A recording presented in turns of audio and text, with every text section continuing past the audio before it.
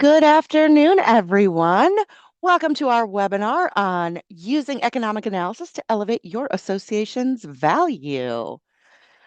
Here at IMPLAN, we like to keep our webinars very interactive by allowing everyone who attends to ask questions of our presenters. But we do have quite a bit of content today. So if you do have a question related to one of the topics of today or specifically to one of our presenters, please use the question box that's located in GoToWebinar. I'll do my best to monitor the question box throughout the presentation. Um, at the conclusion of the presentation, if we have time, we'll ask if you have a live question to ask of one of our presenters. And if we don't get to your question, we will follow up with you afterwards. So without further ado, I would like to introduce you to our three presenters. First, we have Chad Moutre, the Senior Vice President for Research and Knowledge and Chief Economist at the National Restaurant Association. He leads the economic analysis, data insights, and industry thought leadership for restaurant and food service businesses. He previously served as the chief economist at the National Association of Manufacturers and directed the Center for Manufacturing Research at the Manufacturing Institute, following his earlier roles at the US SBA and in academia.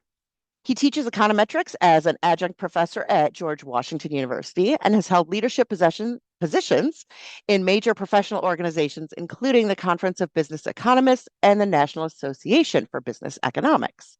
He holds a PhD in economics from Southern Illinois University at Carbondale and a bachelor's and master's in econ from Eastern Illinois University and is a certified business economist. His professional achievements have earned recognition, including EIU's Outstanding Graduate Alumni Award and Lakeland College Alumnus Achievement Award, and he continues to contribute through advisory and board roles. So, Chad, welcome. Our next presenter, in no order whatsoever, is John Buchanan. He is the Community and Economic Development Advisor for the Kentucky League of Cities. He's been serving member cities since January of 2024. He was a former intern of Kentucky League of Cities, where he worked with a community and economic development team on numerous projects. He also worked briefly as a project manager with the Kentucky Cabinet for Economic Development. John's originally from Hopkinsville, Kentucky, and attended Murray State University, where he was a member of the men's golf team. He received his bachelor's in econ and master's in economic development from Murray State as well. He's a current resident of Lexington and still enjoys playing golf at every opportunity. John, welcome. And last but not least, Rachel Bunning. She's a seasoned communications and external affairs leader dedicated to strengthening Alabama's communities through strategic advocacy and public policy. She's a graduate of the University of Missouri School of Journalism. She began her career on statewide campaign teams during the 08 and 12 presidential elections before bringing her experience to Alabama. She served more than 4 years as communications director in the office of the Speaker of the Alabama House of Representatives, leading messaging on key legislative priorities affecting families, education, healthcare, and economic development. Rachel later directed communication strategy for Alabama's community and technical colleges as the communications and marketing administrator for the Alabama Community College System, where she championed workforce development and career readiness. She also served as the VP of External Affairs at the Women's Foundation of Alabama, advancing economic opportunity for women and families statewide. She currently serves as the Director of Communications, and Public Relations for the Alabama Hospital Association, leading statewide media and public affairs efforts on behalf of Alabama's hospitals and the communities they serve. Rachel lives in Pike Road, Alabama, with her son, Charles Ryan, and their puppy, Muffin. And last but not least, you're stuck with me. My name is Candy Klaus. I'm the Vice President of Customer Success and Education Services here at IMPLAN. So what are we going to get into today? I forgot to be clicking, everyone. So there's Chad, there's John, there's Rachel, and I am Candy. Sorry about that. So today we're going to be looking at why your impact matters. We know that IMPLAN is used across large and small organizations in a variety of industries, but how are associations specifically able to use their results to strengthen advocacy, government affairs, use it in member retention, recruitment, general public credibility, and stakeholder engagement? So today, to kick us off, we are going to have the National Restaurant Association. So if without further ado, Chad, you would like to jump in and talk about your experience. Thanks, Candy. And you didn't have to read that whole bio, but Oh, thank you. yes, I did. But I loved your picture. That was great. Thank you. So I think, like a lot of chief economists in business trade associations, I wear a number of hats. Obviously, probably the most prominent is talking head, right, on the economy. But I also, help lead thought leadership, and I report to public affairs, right? So even though I'm not a lobbyist, I help kind of feed into the public affairs and advocacy efforts of, in this case, the restaurant industry. For those who you saw my bio, I spent 13 years at the National Association of Manufacturers as well. So very similar roles in the two entities. And one of the things that I think is vital for us, particularly given that we're obviously a national organization, but we have all 50 states have a restaurant association. Some of them are restaurant and lodging, right? So they kind of combine restaurants as well as hotels. Plus, we have DC and Puerto Rico, right? So there's a lot of the things that we do which get pulled into the state level. One of the comments I like to say, contrasting my old role with this one, is that I get pulled a lot more locally in this role than I did in my manufacturing role, where I often got pulled much more globally.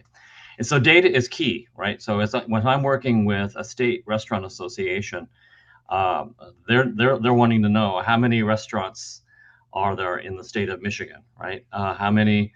What are overall taxes being paid? What are in this congressional district? What's going on there, right? So this type of data is essential, and so we have really a couple different places on our page. You're looking at the website there. This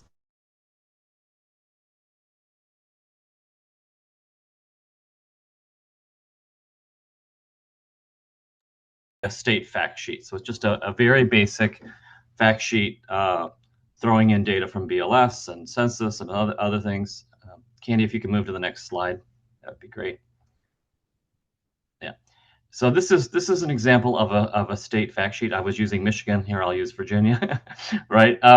So you can see here there is a number from IMPLAN on here, which is the multiplier. You can see the 1.74 figure. So every dollar spent in Virginia, restaurants contributes 1.74 to the state economy. So that's looking at direct, indirect, and induced impacts. But most of these data points actually are coming from publicly available sources. So this is kind of a little bit of a bridge to the economic contributions figure that we have.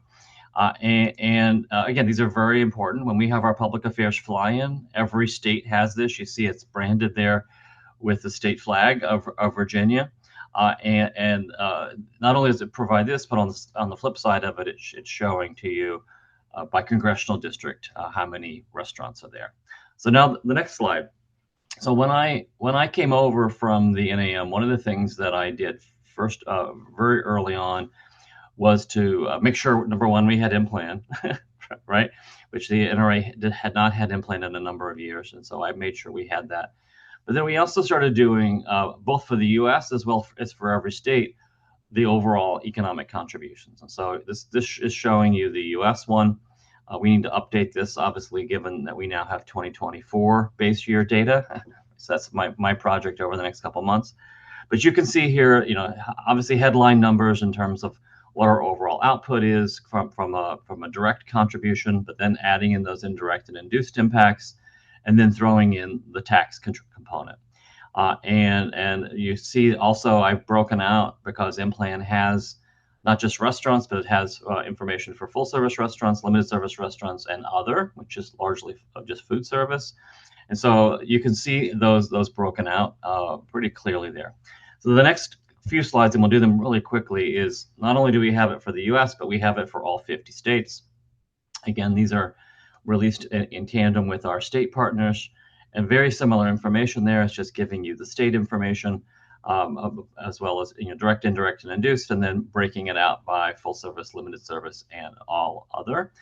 And then the next slide, just simply pulling in who are the beneficiaries for restaurants, right? So we already know that there are the direct benefits, but who are those indirect and induced? I'm showing it here for both output impacts as well as employment impacts. And I think this also helps from again, if you're in the state, seeing that real estate is the biggest beneficiary of restaurants, right, and as followed by finance. So seeing that this is a bigger picture here, that we often talk about the multiplier, but what are those other industries that are benefiting from having a restaurant in their local community?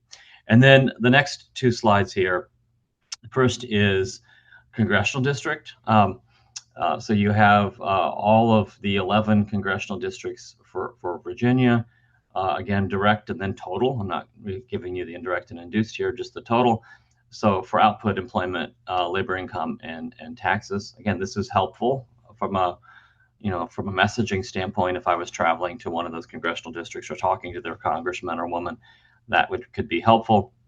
And then the last one here is just throwing in MSAs. So that's the next slide. Now, one caveat I have here, and it's one that I put in the paper, is that obviously when you drill down smaller into an MSA or a congressional district, the multipliers tend to be a little smaller, right? Largely because more than likely I'm not purchasing everything from within that MSA or that congressional district. That's especially true for smaller counties or smaller locations. So we just simply put that caveat in there. Obviously, the bigger the geographic region, the bigger those overall impacts are. And you see that for the US and you see it for the states, but certainly something I think that is worth having a little bit of a caveat somewhere in there, just so people are like, oh, I thought the multiplier was bigger than that. And then the last comment here is I, even though I am not a lobbyist, as I said, we are often analyzing using IMPLAN some of these federal or state and local impacts. So Bruce Grindy and I, Bruce is a senior economist here, we're often getting asked about some federal change, right? Maybe there's some piece of legislation or some regulation that they're looking at, or at the state level, where maybe we're dealing with a tip credit issue or some other kind of issue of some sort. We'll do a quick either back of the envelope calculation or some other calculation that shows kind of what we estimate that direct impact will be, and then we'll throw in the indirect and induced impacts too. And so this can be helpful. I'll go back to my Michigan example. I know we just did an example for our Michigan Restaurant Association recently, where they were trying to analyze some positive impacts that were going to come from one of the changes that they were looking at. So that can be a helpful kind of addition to not just look at estimating what those direct impacts would be, but kind of showing those larger multiplier impacts as well. And I think I did this not just here. I did it at the NAM as well. I think finding ways that you can look at some of those other data points that are as part of IMPLAN early on. You see a lot of data points on not just not just with those overall direct and indirect impacts, but you see a lot of data points that are early on in IMPLAN, which I think also can be helpful. And I think one of the other things that we can do is learning from other sectors. I think that's the value of this webinar is I've got to see what a lot of other sectors are doing in terms of some of their economic impacts, and I think that certainly has given me ideas for if we were to make any tweaks to our current lineup, what we might do in that regard. So that was quick and down and dirty there, Candy, but hopefully I'm sure I'll hear similar things from John and Rachel next. Absolutely. Thank you so much, Chad. Next, we will move to the Kentucky League of Cities. John. Thank you, Candy. You can go to the next slide. And that's our overview page for KLC Economic Impact Studies. For those unfamiliar, the Kentucky League of Cities is a member-based nonprofit institution, but our members are the incorporated cities of Kentucky. So we have about 385 members all across the state. And we provide a wide range of services, mostly consulting services, such as legal advice for anything regarding state laws over cities. We have a governmental affairs team that lobbies on behalf of our cities and the state legislature. They're in session right now. It's always a pretty active time of year. We also provide things like financial services. So if our cities have questions about IRBs, TIF districts, if they're looking for economic development or municipal bonds, we can assist with that. And then in particular with my department, Community Economic Development, we provide strategic planning services for cities. trying to guide them on how they want to grow, what their vision is for their community, and providing them with the tools and resources to help achieve some of those goals.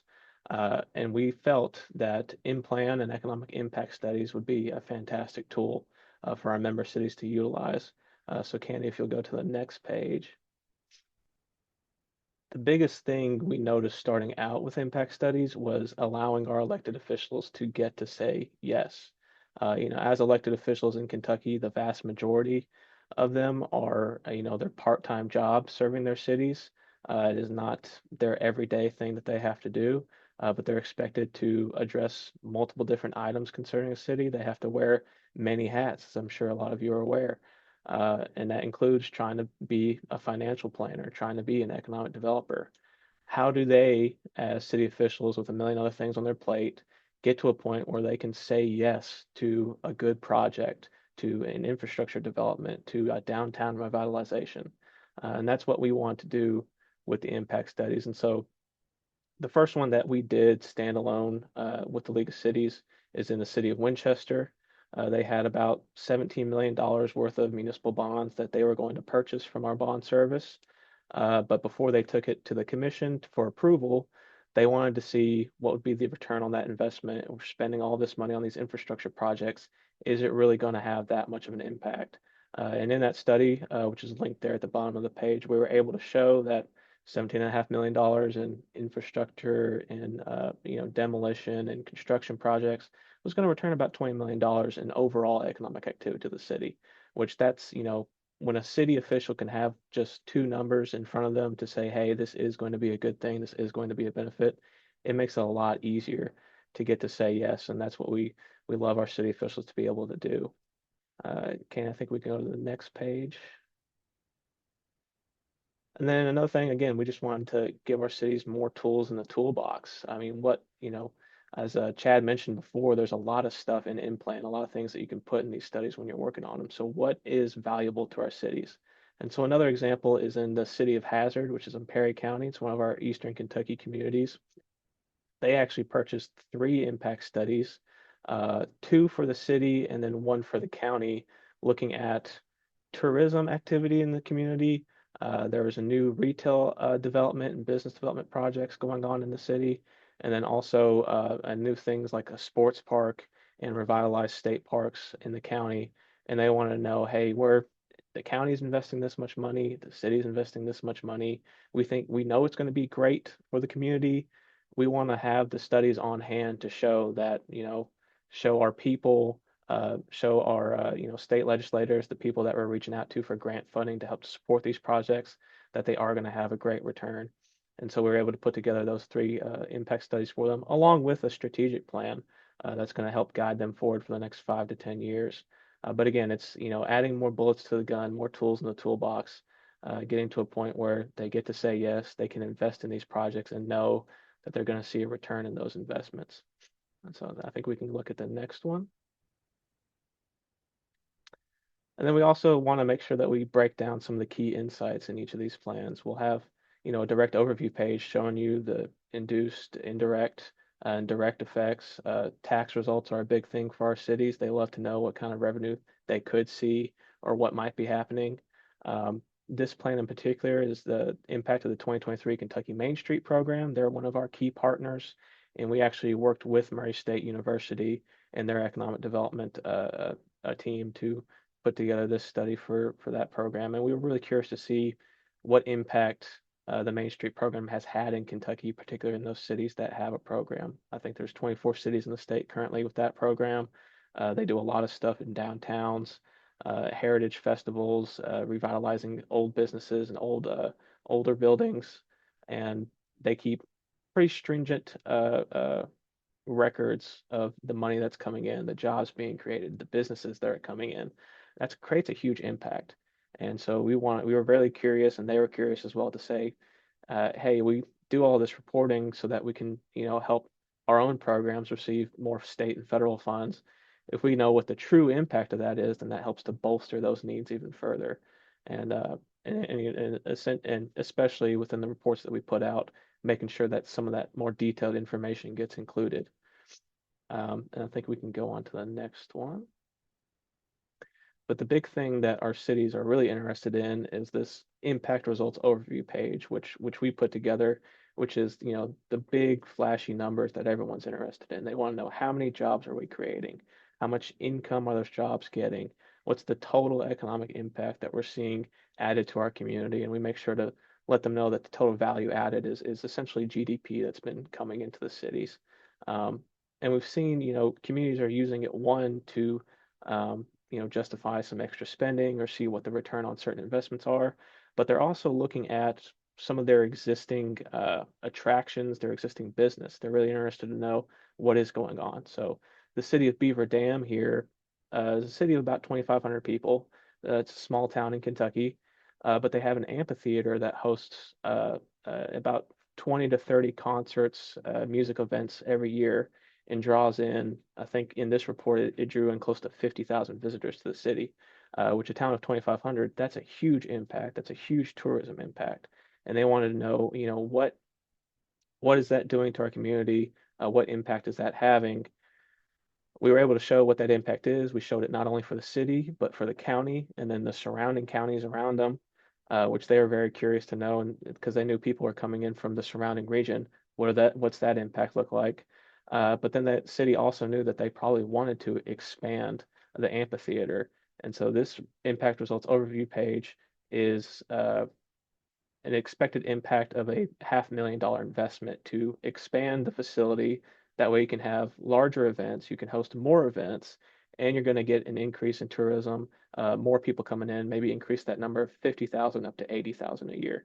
And so that's what that overview page is. But we're seeing more from our city officials, from our cities, that they want to see, they want to know the detailed numbers. What is going on in my community? What impact are some of my longer term businesses having?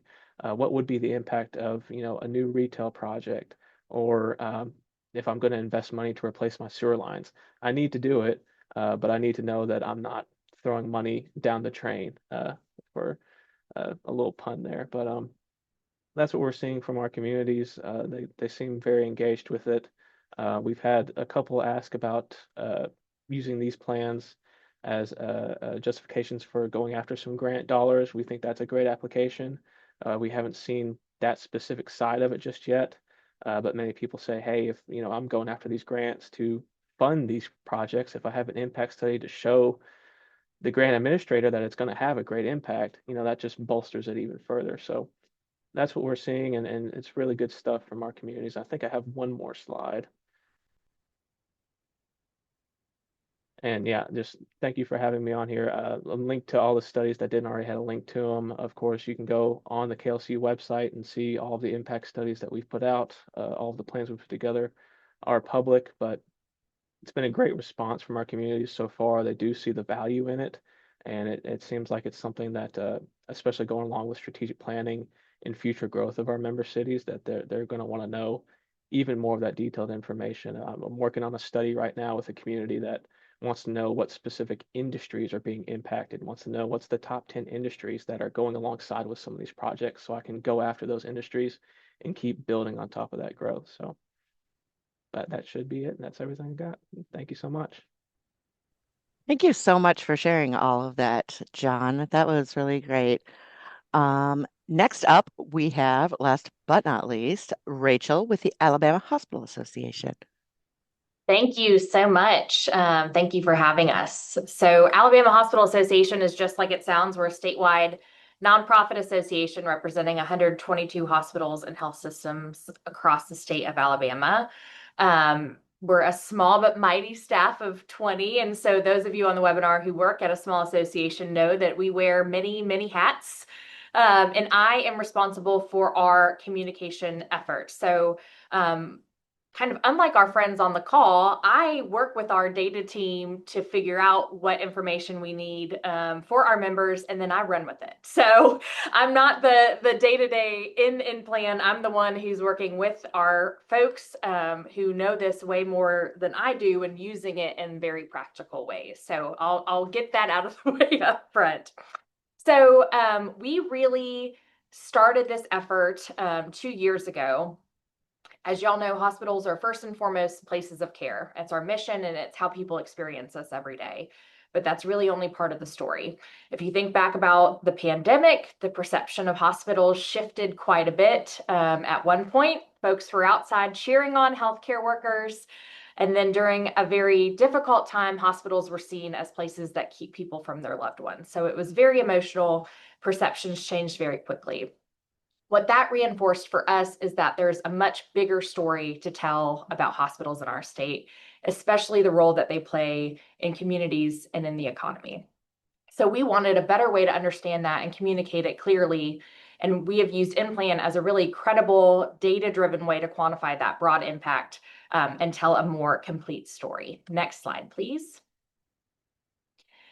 So we start with data our hospitals are already required to report, which is really important to us because we didn't want to have to self-report or have, that trial and tribulation coming to us.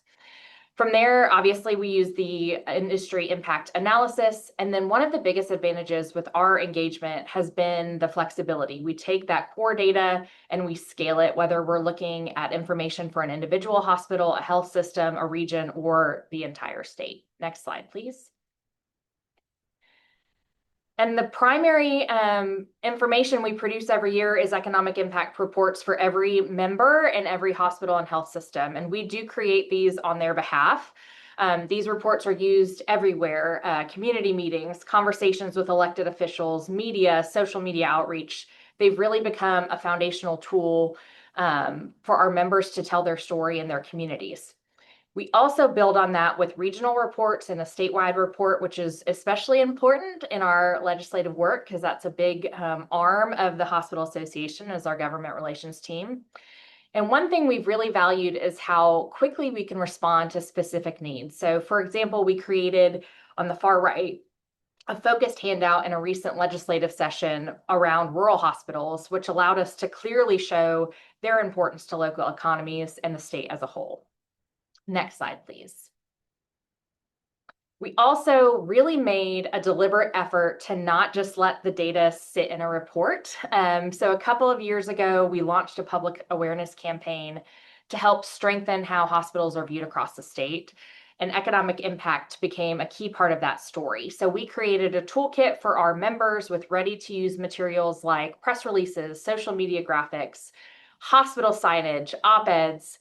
And one of the most effective pieces was this customizable social media graphic that we created in Canva that they could put their own data into, their own logo into, so that they're utilizing the data and information we're getting from IMPLAN so that their communities are seeing it. Next slide, please.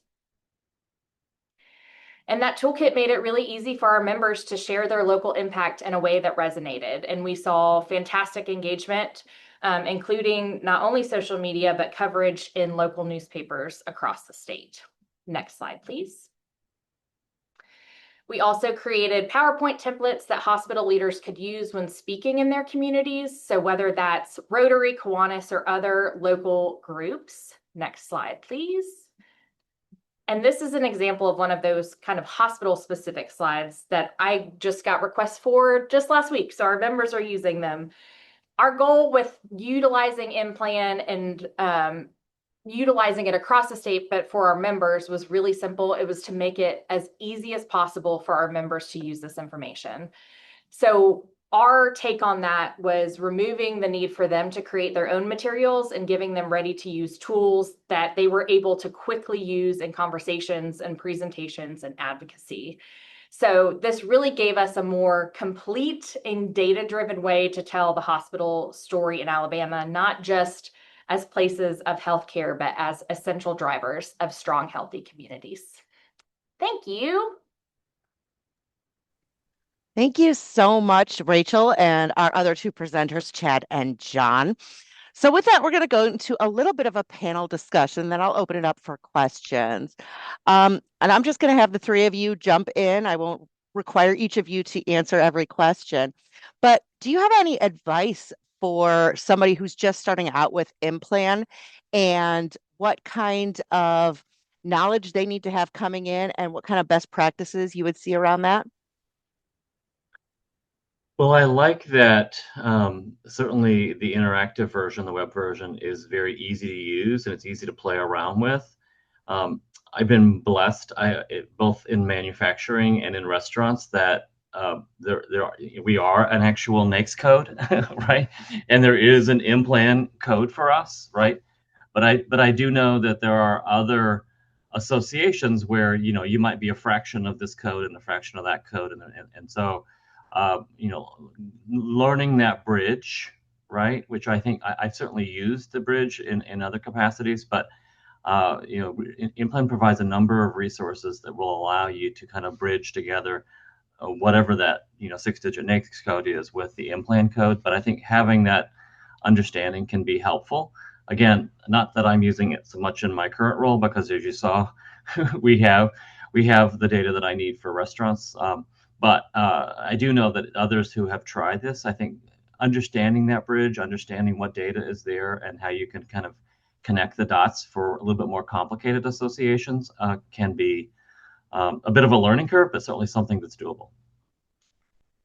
Yeah, I think from my perspective, I would highly recommend the IMPLAN Certified Economist program. I went through that. I completed that earlier last year, and lucky for me, IMPLAN was part of my grad school training for my master's program. So I was familiar with the software for quite a while, and I'm happy I got certified. But it teaches you a lot about how to utilize IMPLAN, the different kind of data that's in there. And again, it's mountains and mountains of data. And so that's one thing, especially working uh, with our members here, is making sure, talking with them, one, what is the project you want to look at? And then two, what do you want to achieve? What numbers do you want to see? What impacts are you looking for? Do you want to know the 15 top industries impacted? Do you want to know the environmental impact? That's a new thing that is very interesting. And then also just playing around with it yourself. If there's stuff that you're curious to know, hey, is this having an impact? Is this doing enough? Is this, if you're just curious, you can go in there and play around with it and make your own studies that don't exactly have to be published. But it's very interesting to go in and just see everything that the IMPLAN has to offer. So. Thank you for that, John. Yes, the Certified Economist program is near and dear to my heart, as I am the one who kind of runs that here at IMPLAN. If you want to find out more information about that, that's available on our website as well. And also, I love that you learned IMPLAN while doing your studies as well, because we love to see that. I also learned IMPLAN in my master's degree, so a few days ago, but that's a great program as well if anyone is interested in teaching with IMPLAN in the classroom. So thank you for that. Um, so for the three of you, when you have all of the IMPLAN results and all of those numbers that come up on the kind of summary screen and all of that information, what values do you find carry the most weight with your audiences? Is it employment? Is it contribution to GDP? What are you seeing out there?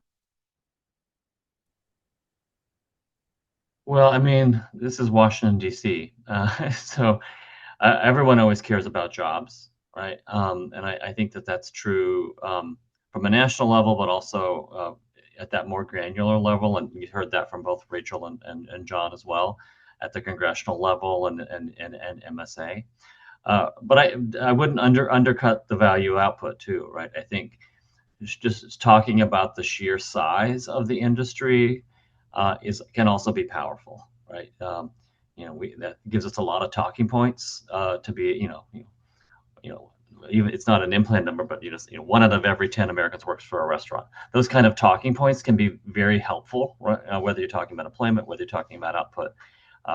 Doesn't mean the other numbers aren't as helpful. I think certainly John, mentioned taxes, right? I think that can also be helpful in some policy conversations to realize, hey, we are here, we pay taxes, we're important, right? And so I think all those figures can be vital in any conversation.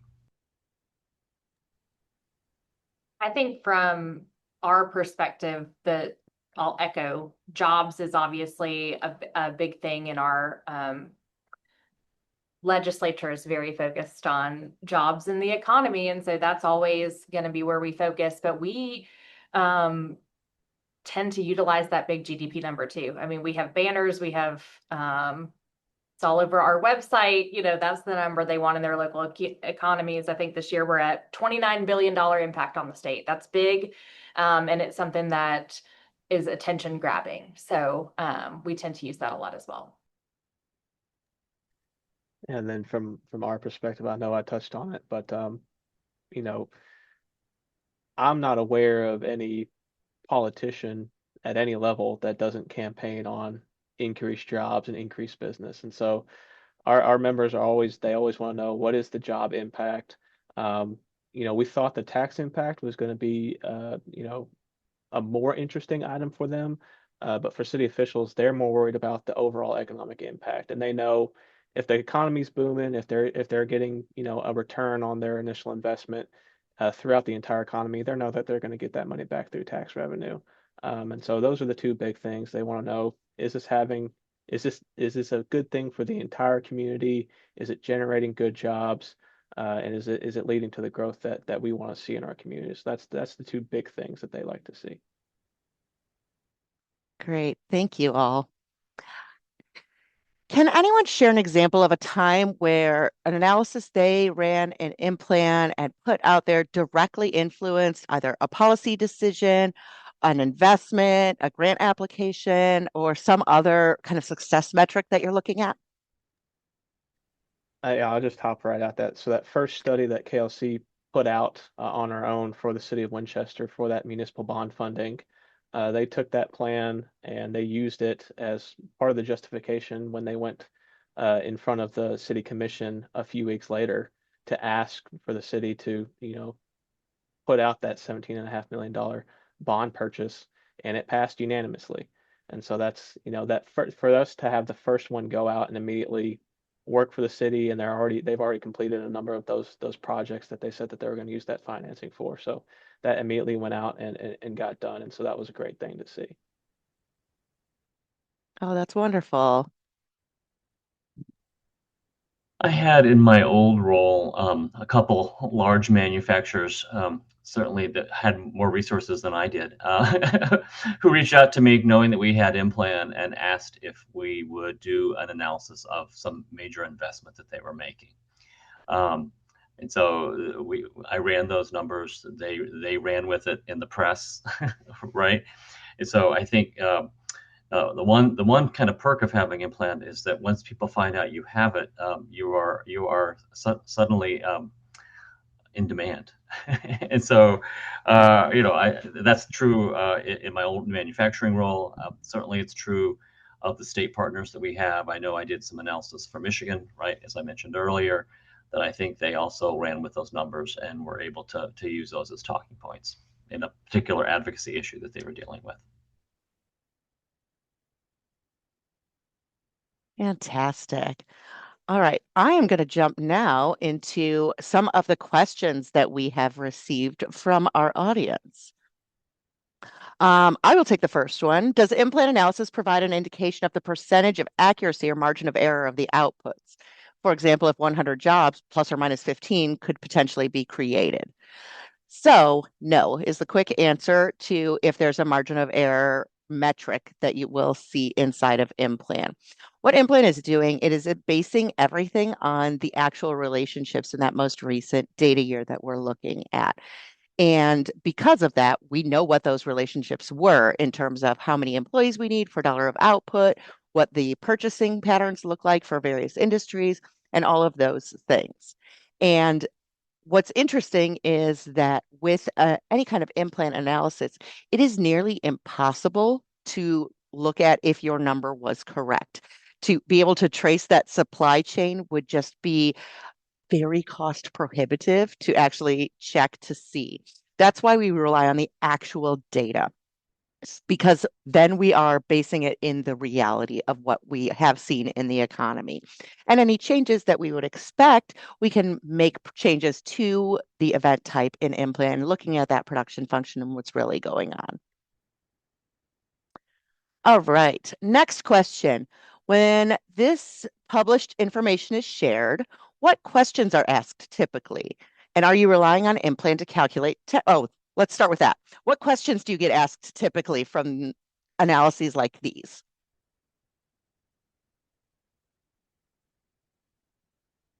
Well, I think there is certainly a question about what is induced and indirect, right? And we have to back out and say, although quite frankly, most people are pretty familiar with that phraseology, right? Because there's been enough of these studies in the past.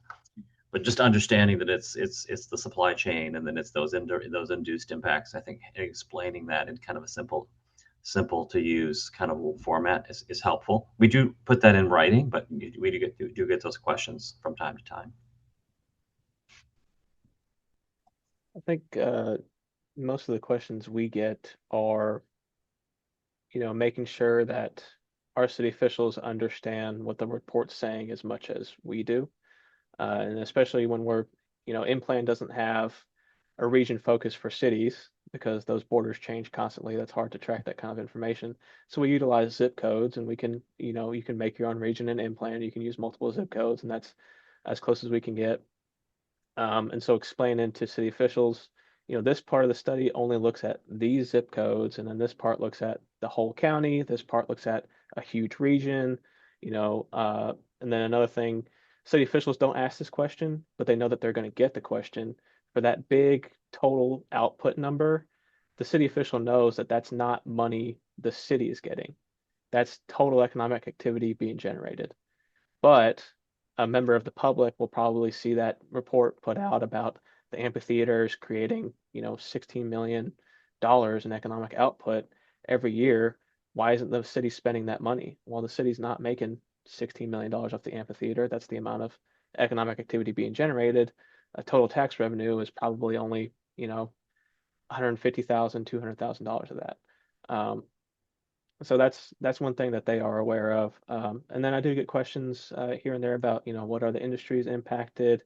How do you know the supply chains are connected this way or that? And it goes back to kind of what Candy explained about how IMPLAN operates. Just this is the data that we have available.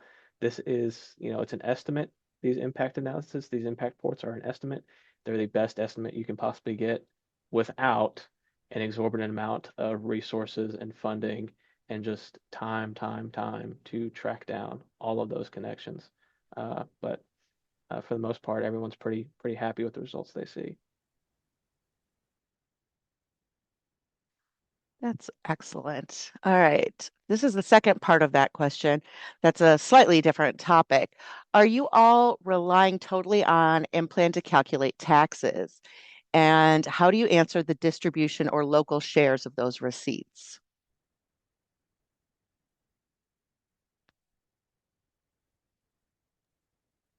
From the tax perspective, I caution our members to say, again, the sub-county taxes and IMPLAN, which are, supposed to be representative of cities in a way, they're a good guess, but again, they're not always going to capture the full reality of what's going on because it is an estimate.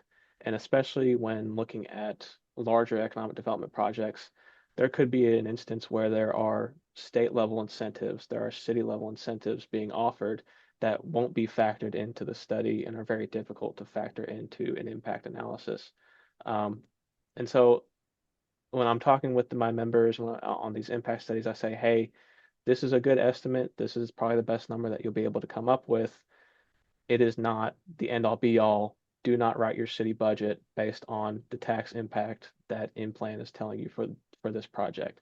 And they know that. They understand. They're working with these projects a lot more closely than we are.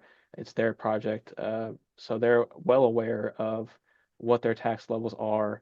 And if they know that a entity has a certain number of employees, is generating a certain number of amount of revenue, they know about how much taxes they are recouping from that entity. And so they'll keep that in-house, and they'll probably keep that close to their chest again because they're a city. They don't want to tell everyone how much money that they're making, so they have people clamoring at them and asking, why don't you spend the money on this or spend it on that? Of course, it is public information if they want to share it, but um, you know, as far as on our end calculating specific tax level information, that is a lot of time, a lot of energy to track that super closely for things that frankly haven't happened yet. So again, the best we can do is give our best guess and allow the cities to make their decisions for themselves. Anyone else want to weigh in on how they handle taxes? I know this is always a tricky one for people because taxes are so different depending on where you are. I think it's a resource, right? It's not the only resource, and we often get pulled into other tax issues that, where we might have to do other calculations. But I've never gotten a question on the tax part, to be honest with you. But I think people see it as a resource, but one of many. Yes, that's a good point. It's one thing in your toolkit. It's not the end all be all because we know that everything is so atypical when it comes to different projects as well. All right, next question. Talking about the travel and tourism industry, how do you break out domestic versus international traveler impact? I So don't I'm think, guessing, I don't think it does yeah, that, right? Chad, that would really be you.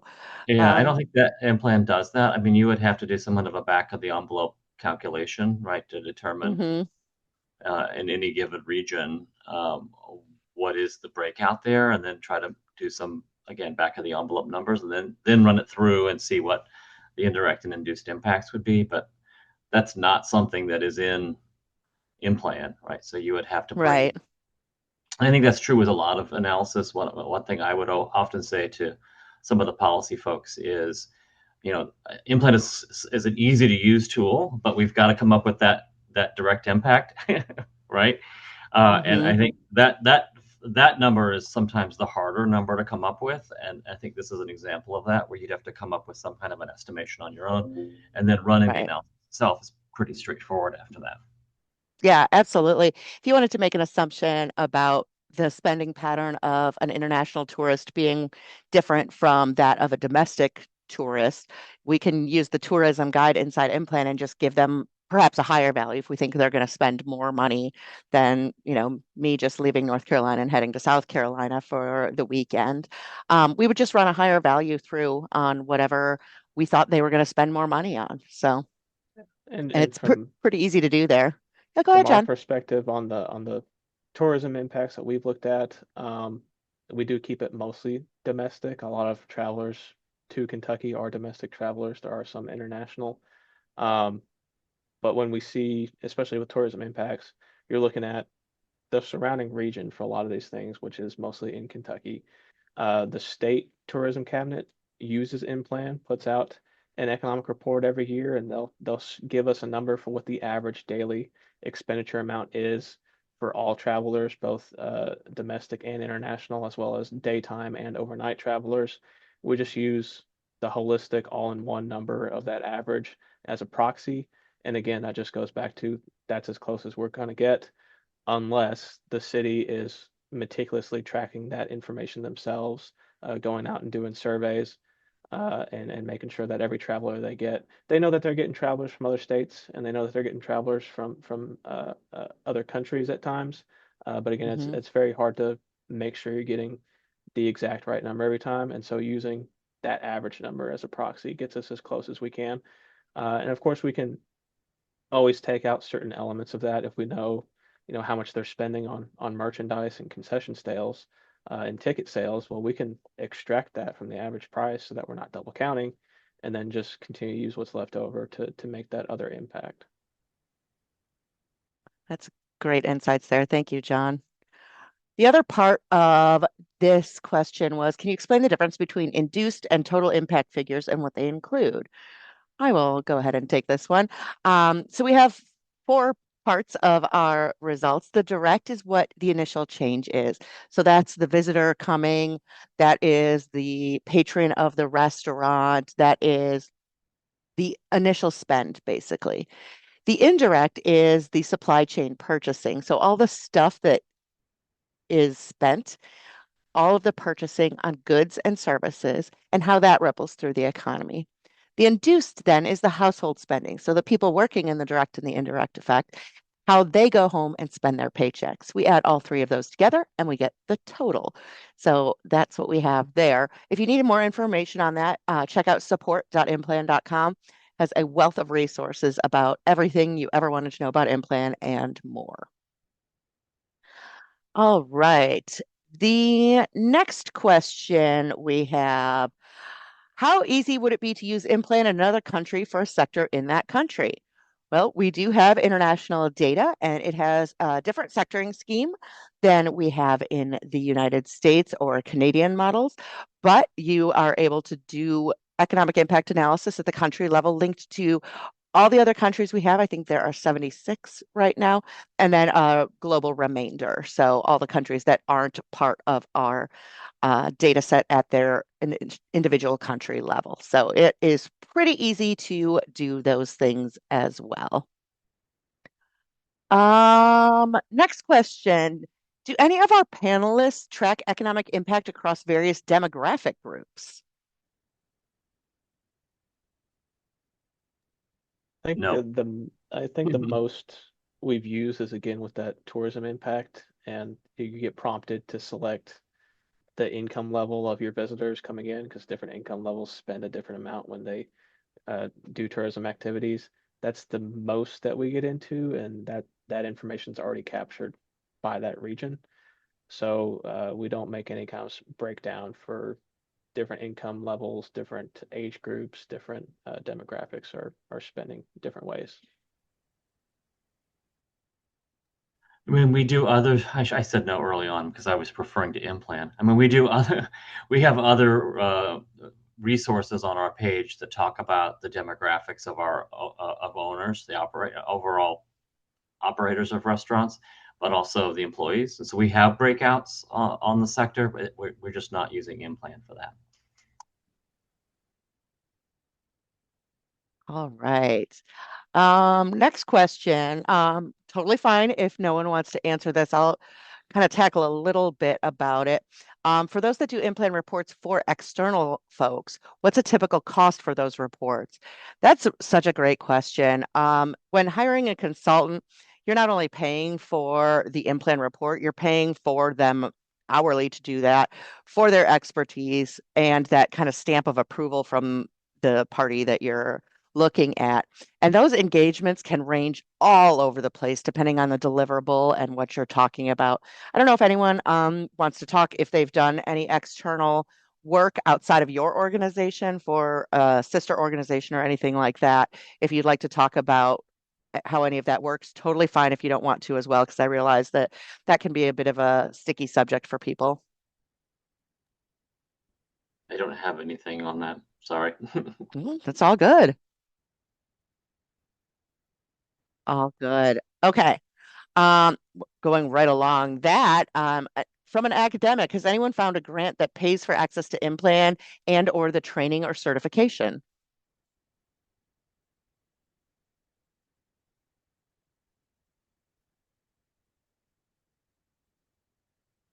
think someone responded in the chat that some grants you can add IMPLAN in as one of the costs.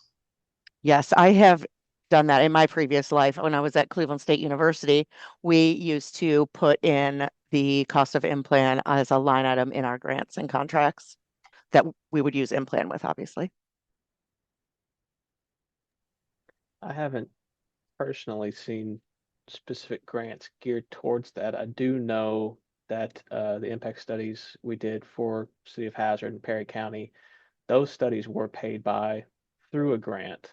And I'm not sure what the particulars for that grant was, but the city received funding to do either economic impact analysis or just analysis of their projects going on, and they paid us that money to produce the studies. So I'm not sure what kind of grant specifically would assist with that other than, just typical, we want to do an analysis of a project. So whatever Mm-hmm. grants you would have to go after to receive that analysis, this consulting fees, payment of consulting fees is kind of along the lines of what this would be, I believe. Yeah, I think you're right there. All right, next question. How's IMPLAN used in strategic planning? Have any of you used it that way? Yeah, I think, again, the Hazard and the Perry County studies were kind of an addendum to the strategic plan we did for that area. The application we see there is that when we're making these strategic plans, often it's large goals, large priorities, big vision of where the city wants to get to, what are the projects we need to do in order to get there.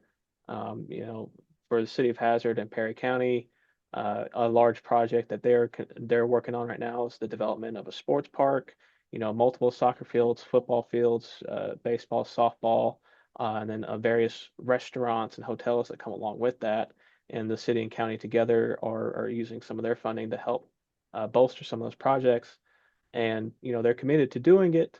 And if we're going to include it in a strategic plan, it would be beneficial to know what that amount of work is actually going to lead to in terms of economic activity. And they were very curious to know. They paid us for the study to say, hey, we're adding a sports park, we're adding new trails, we're adding new water excursion, new ATV park. There's a lot going on in Hazard and Perry County. So if you're ever in the area in Kentucky, I highly recommend you stop in and visit the city and the community. It's a great place. But they were committed to all these projects, and it's included in the strategic plan. So they want to know, we're spending this amount of money. What is it going to lead to? And then they're a community that is very vocal about the projects they complete. If you go to Hazard City Hall, they have the big 6-foot tall banners that list out every single project the city's completed every single year.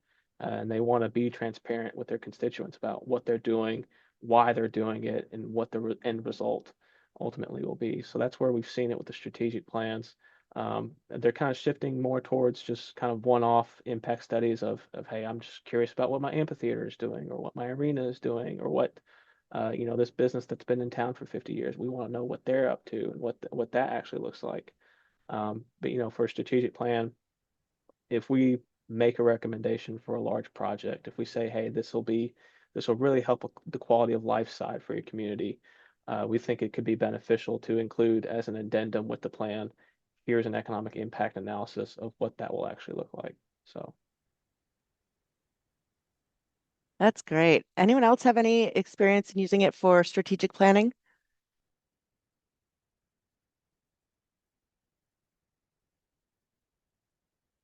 No? Other than the example I gave earlier, Right. Yeah. where, some large manufacturers were using it, they'd already probably made the strategic decision. But they were using it more to communicate what are the economic impacts of that. All right. I think we are out of questions. Last call for questions from anyone. We do have 2.5 minutes. We will be sharing all of the links to the reports from our presenters, as well as the recording of the webinar will be available on our support site, support.implan.com. And I also want to invite you all to the second part of this series because we had just way too much information to share, which will be May 5th at 1 p.m. And that's going to be, sorry, you're stuck with me again, going through how you can quickly and easily pull these numbers out of IMPLAN and put together a compelling congressional one-pager, leave behind kind of those bullet points that you look for in terms of the headlines. So again, that'll be May 5th. You'll receive an invitation for that as well. I'm not seeing anything else come in through the chat. So I want to give a huge thank you to Chad, John, and Rachel for joining us today. This has been so much fun and so great to learn about what you all are doing and how it's all similar and all very different at the same time as you each bring, the various pieces of what matters to your organization and the constituents to the conversation. That was really, really appreciated. So thank you to the three of you. Thank you to all of our attendees. If you need anything, we're always here for you at support.implan.com or email us at support@implan.com. So with that, everyone have a fantastic afternoon. Wish you all well, and we'll see you next time. Bye-bye. thank you very much.